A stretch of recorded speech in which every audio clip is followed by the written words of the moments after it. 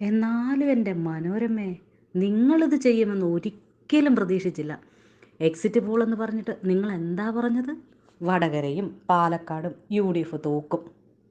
വേറെ ഏതെങ്കിലും ചാനൽ പറഞ്ഞാൽ നമുക്ക് വിഷമമില്ല.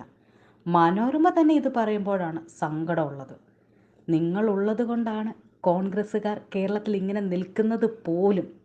അപ്പോഴാണ് വടകരയും പാലക്കാടും ഉറപ്പായും തോക്കുമെന്ന്.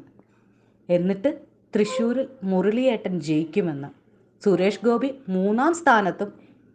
ഇപ്പോൾ എങ്ങനെ ഇരിക്കുന്നു? നിങ്ങൾ ആരെ വെച്ചാണ് ഈ സർവേ ഒക്കെ നടത്തുന്നത്?